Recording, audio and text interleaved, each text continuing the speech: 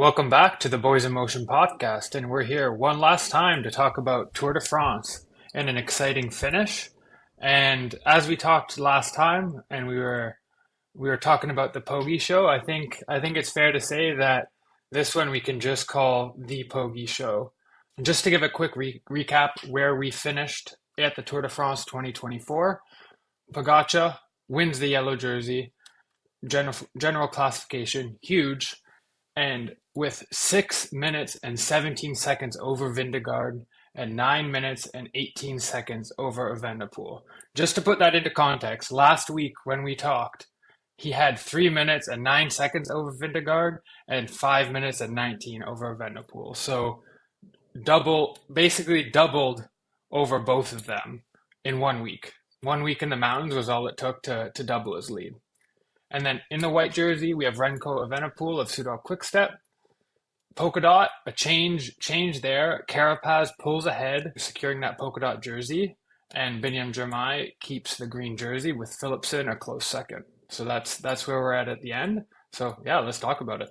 Yeah, I think let's talk about it a little bit more how dominant Pogacar was. I think that was a beautiful Tour de France, and the fact that he won the Giro d'Italia, followed it up with a win here is just phenomenal.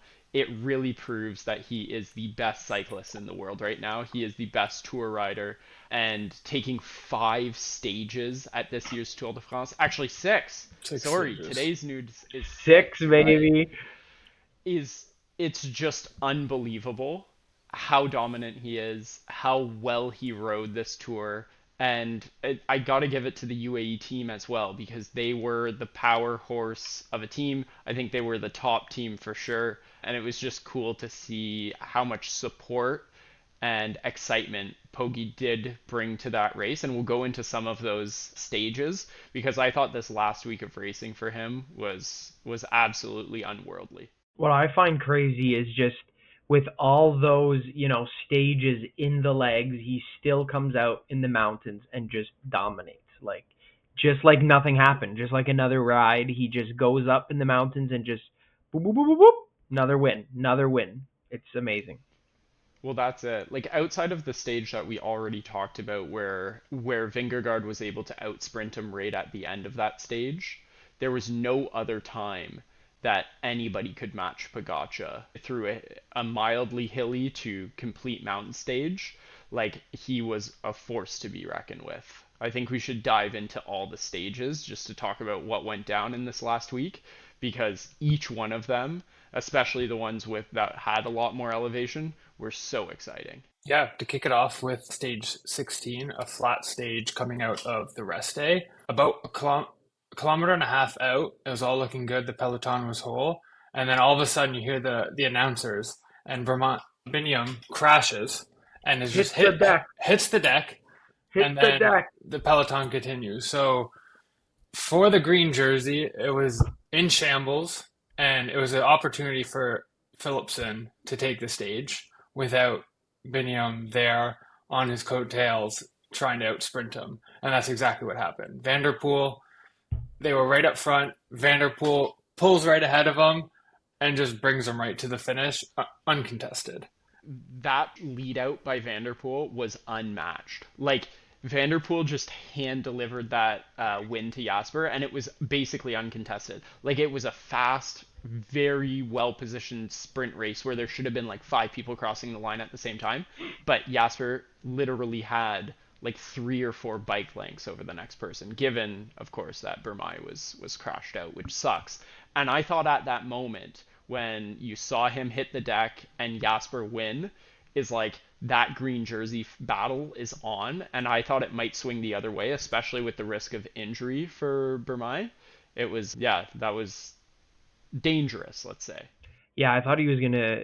The way he got shooken up and like almost helped to the finish line, I thought he was definitely injured, but he made it to stage 17, so he still lived to see the next day. So that which is good news. Stage 17, back in the mountains, was really, really exciting. Richard Carapaz this last week made it super, super exciting in his battle to take down the polka dot jersey. And yeah, I'm glad he took down a stage. I think that's his first ever tour stage win. And he really just outpowered everybody else who was climbing in that day.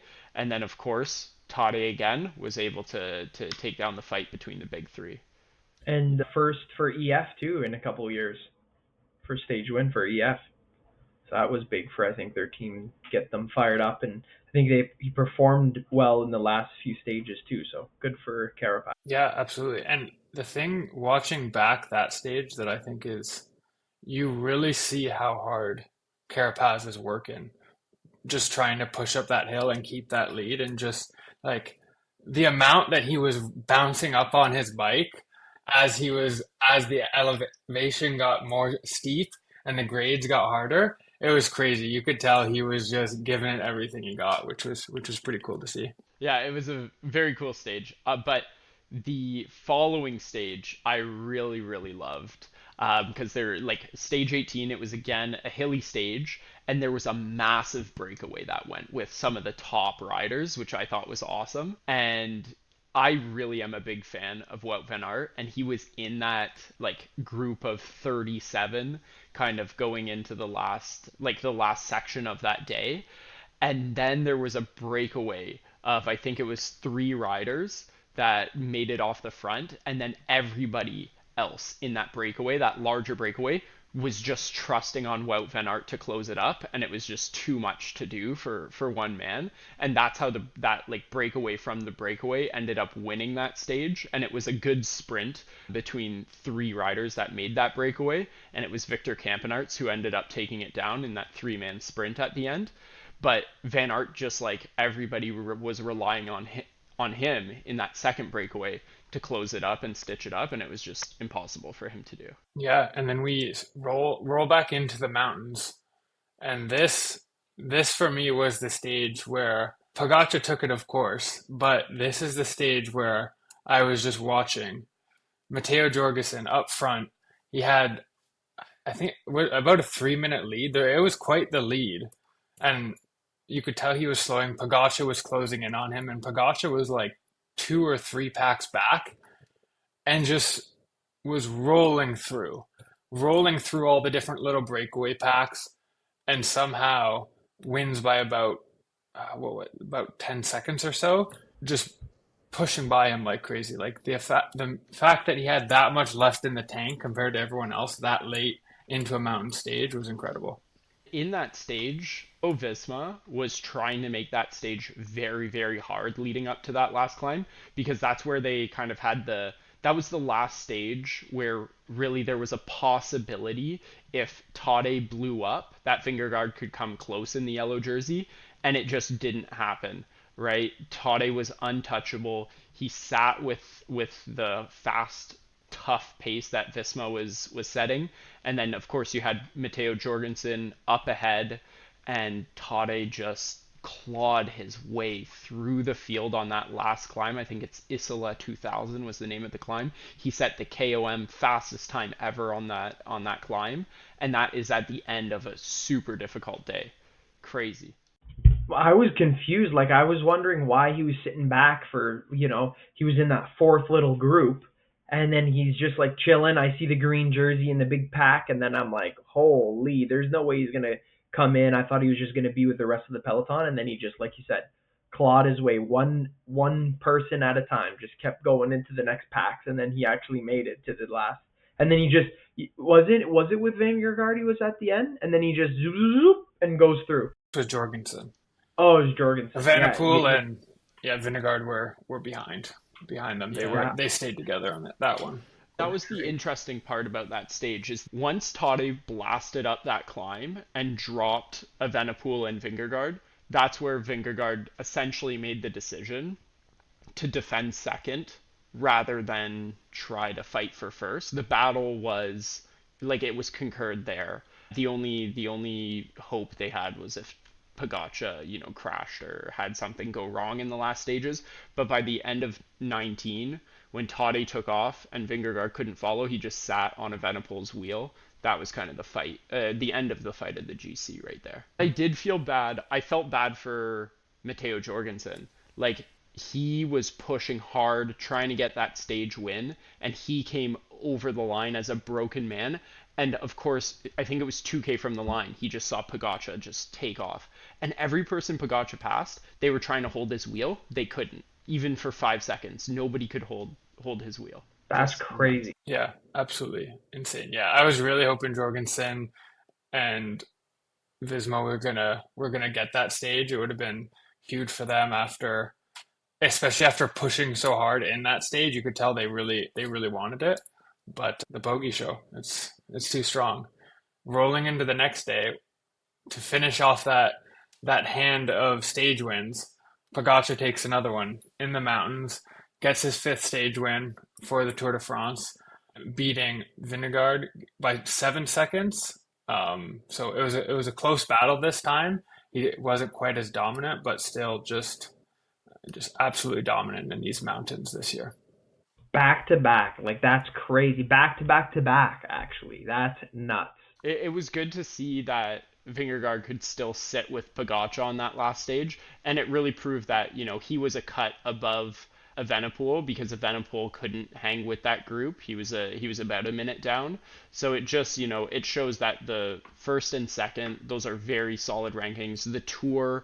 The difficulty of the tour did separate the riders in terms of their level. And yeah, the way that it boiled down 1, 2, 3 in the GC was proven through these final stages for sure. And then we roll into 21 time trial day, going into Nice.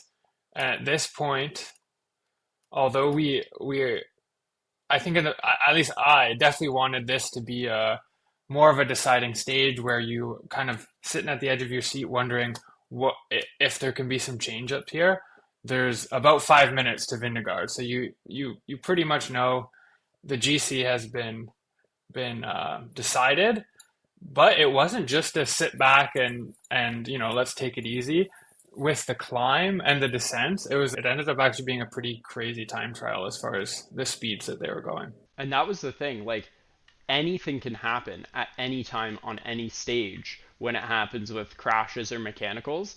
And both Vingegaard and Pogacar, the way they were pushing those descents, both of them had two sketchy moments where their tires were sliding out from under them.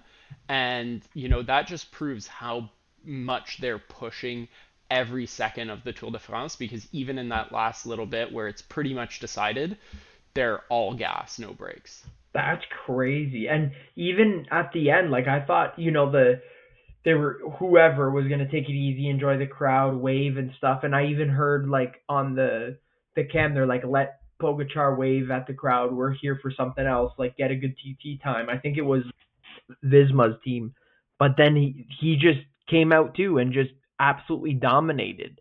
And he was. Did you see him in his on his back? Or he goes three. Did you see that? Oh He's no, I like, missed it. This is my third win. He like was showing to the crowd like he's won three, but he was still in TT and he was like showing three on his back. It was pretty funny. Had to one That's up cool. Jonas.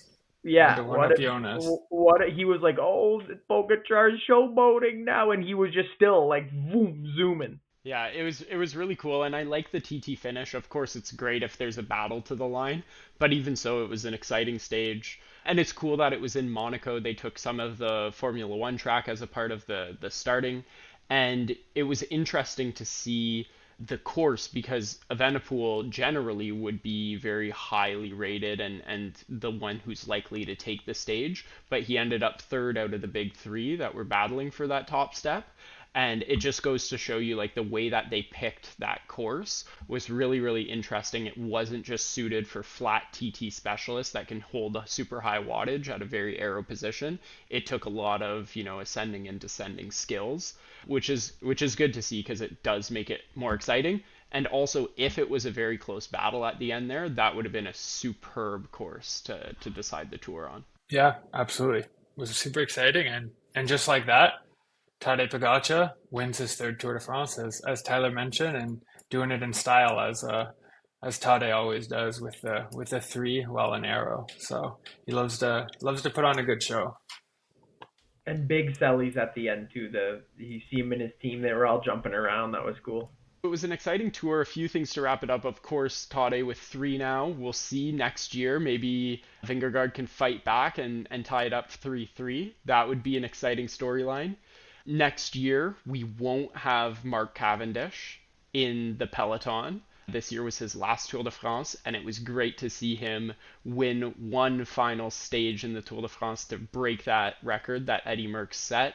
So he's got 35. That'll stand for a long time, unless Pogacar keeps blasting like he's doing, because records are there to be broken. Yeah, there's definitely a lot of history that was made this year at the Tour with Biniam Girmay first with the first Black African stage win, and now with the first Tour jersey one, winning that green jersey. So it was a huge victory for him, and hopefully there's more representation in the Tour going forward and brings more African riders. I got an honorable mention, Derek G.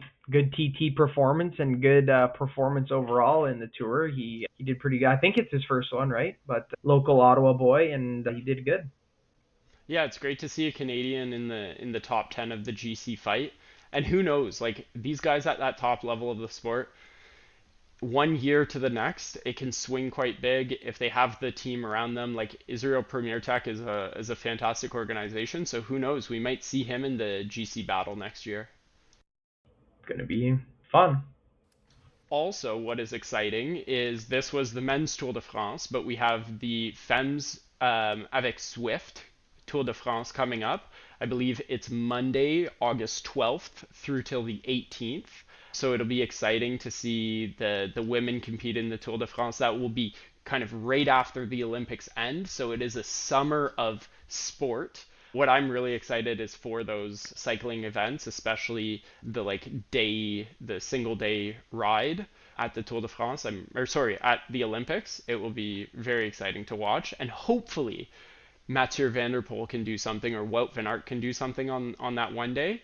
But what a story it would be if Pogacar can come out swinging for the Slovenians and take the Giro, the Tour, and Olympic gold all in the same year.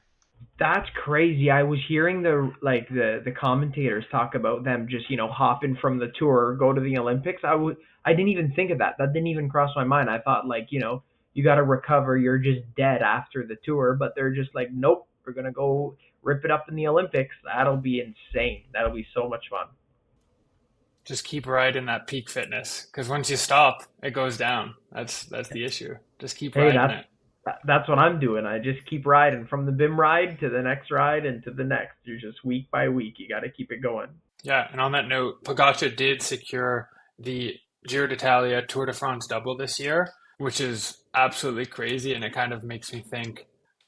It sounds like, especially with the Olympics this year, he's not going to go to the Vuelta, but I'm wondering, is that on his radar to potentially go for that triple that has only been done twice by men by Merckx and Rush, and once in women by Van Vleuten.